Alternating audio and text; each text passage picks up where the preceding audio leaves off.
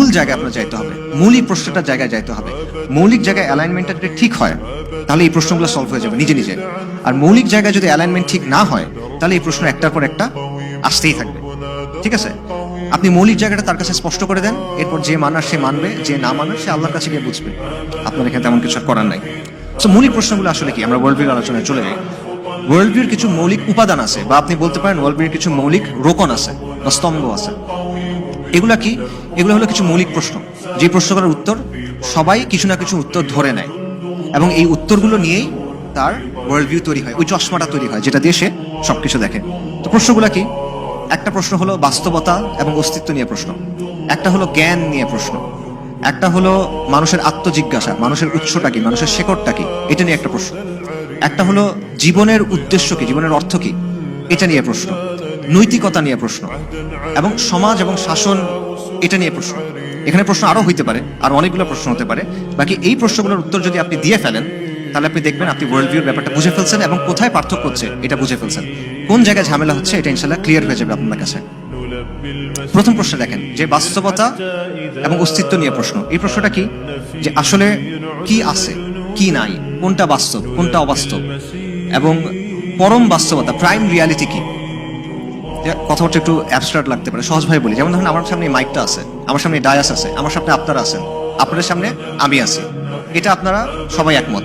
এটার ক্ষেত্রে ইসলাম এবং আধুনিকতাও একমত।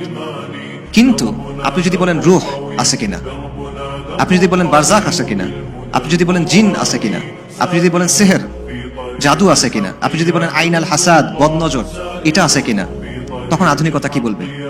আখিরাত আছে কিনা, জান্নাত এবং জাহান্নাম আছে কিনা, আল্লাহ আছেন কিনা। এইখানে আধুনিকতার অবস্থান এবং ইসলামের অবস্থান কি? পার্থক্য, ব্যাপক পার্থক্য এখানে। আধুনিকতা এগুলো সব কি? গায়েব। তো আধুনিকতা গায়েবের অস্তিত্ব স্বীকার করে না। আর ইসলাম কি বলে? ইসলামের অবস্থান শুরু হয়েছে গায়েবের অবস্থান থেকে। আল্লাহ সুবহানাহু ওয়া তাআলা সূরা বাকারা থেকে বলেছেন আলিফ লাম মিম যালিকাল কিতাবু লা রাইবা ফীহি হুদাল লিল মুত্তাকিন আল্লাযীনা ইউমিনুনা বিল গায়ব। যে এটা হলো কিতাব যেটার মধ্যে কোনো সন্দেহ নাই, এটা মুত্তাকিদের জন্য হুদা, দিক নির্দেশনা।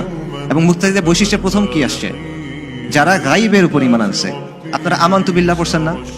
আমানতু বিল্লাহি ওয়া মালাইকাতিহি ওয়া কুতুবিহি ওয়া রাসূলিহি ওয়াল ইয়াউমিল আখির, তারপরে কাদার, তারপর বাসি বাদাল মাউত, পুনরুত্থান। এগুলো সব কি? গায়েব। এটা আপনি আধুনিকতা বিশ্বাস করে? এগুলো বিশ্বাস করে না। ইসলামের বিশ্বাস শুরু হচ্ছে গায়েবের উপর বিশ্বাসে নেয়, আর আধুনিকতা শুরু করতেছে এগুলো অস্বীকার করে। তো এই জায়গায় যদি পার্থক্য হয়, সেকেন্ডারি প্রশ্ন যেগুলো আছে, রাজনীতি বলেন, অর্থনীতি বলেন, সংস্কৃতি বলেন, সমাজ বলেন, শিল্প বলেন, পার্থক্য হবে কিনা? অবশ্যই হবে। আচ্ছা, এবং এখানে সবচেয়ে বড় পার্থক্য কোথায়? আধুনিকতা স্রষ্টার অস্তিত্বকে স্বীকার করে না, অথবা সে মনে করে স্রষ্টার অস্তিত্ব থাকতে পারে, বাকি স্রষ্টার রেলেভেন্ট না, নাউজুবিল্লাহ, যে স্রষ্টার যে চিন্তা আছে সেটা সমাজের জন্য, রাষ্ট্রের জন্য প্রাসঙ্গিক না, এটা আমরা ঠিক করব।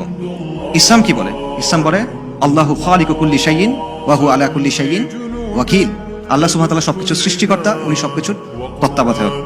এবং সমগ্র সৃষ্টি, বাস্তব এবং অবাস্তব, সম্ভব এবং অসম্ভব, এগুলোর অবস্থান কই? এগুলোর অবস্থান হলো কাফ আর নুনের মাঝখানে। আল্লাহ যখন কোনো কিছু চান, আল্লাহ কি বলেন? ইয়াকুলু লাহু কুন ফায়াকুন, আল্লাহ বলেন আর হয়ে যায়। এটা হলো ইসলামের অবস্থান। কাজেই বাস্তবতা, অস্তিত্ব, এই জায়গায় মেজর একটা পার্থক্য হচ্ছে। আচ্ছা, সেকেন্ড কোয়েশ্চেনে আছে জ্ঞান। জ্ঞান কি? জ্ঞানের উৎস কি? জ্ঞানের সংজ্ঞা কি? জ্ঞানের মাপকাঠি কি? আপনি যাচাই কিভাবে করবেন? মনে করেন আপনি বললেন যে আমি জানি ক সত্য, এটা আপনি কিভাবে জানলেন?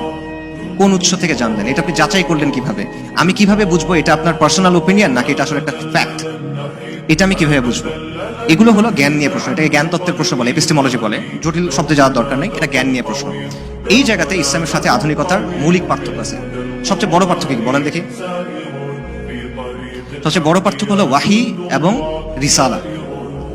ওয়াহি এবং রিসালা, কারণ জ্ঞানের সবচেয়ে নিখুঁত উৎস ইসলামের জায়গা থেকে কি? ওয়াহি। এবং এটার মধ্যে কোনো ভুল নাই, এটার মধ্যে কোনো প্রশ্ন নাই, এটার প্রশ্ন কোনো জায়গা নাই, এটা সবচেয়ে উপরের উৎস, এবং এটা আসছে সরাসরি মালিকের কাছ থেকে। কিন্তু আধুনিকতা ওয়াহি এবং রিসালা কোনোটাকে স্বীকার করে না। তো আবার আমরা সূরা বাকারার কথা যে আল্লাহ সুবহানাহু ওয়া তাআলা বলেছেন আলিফ লাম মিম যালিকাল কিতাবু লা রাইবা ফি হুদাল লিল মুত্তাকিন, যে এটা ওই কিতাব যেটার মধ্যে কোনো সন্দেহ নাই, নিখুঁত জ্ঞান, এটার উপরে কোনো কিছু নাই। এবং আল্লাহ সুবহানাহু ওয়া তাআলা বলেছেন আর রহমান আল্লামাল কুরআন খালাকাল ইনসান আল্লামাহুল বায়ান। আল্লাহ মানুষকে শিখাইছেন। আর রহমান যিনি কোরআন শিক্ষা দিয়েছেন, যিনি মানুষকে ভাষা শিক্ষা দিয়েছেন। আল্লাহ সুবহানাহু ওয়া তাআলা বলেছেন, ইকরা বিসমি রাব্বিকাল্লাযী খালাক, খালাকাল ইনসানা মিন আলাক, ইকরা ওয়া রাব্বুকাল আকরাম আল্লাযী আল্লামা বিল কলম, আল্লামাল ইনসানা মা লাম ইয়ালাম। আল্লাহ মানুষকে শিক্ষা দিয়েছেন কলম দিয়ে, যেটা মানুষ জানতো না। মানুষকে শিখাচ্ছেন কে? আল্লাহ আযজা ওয়া জাল।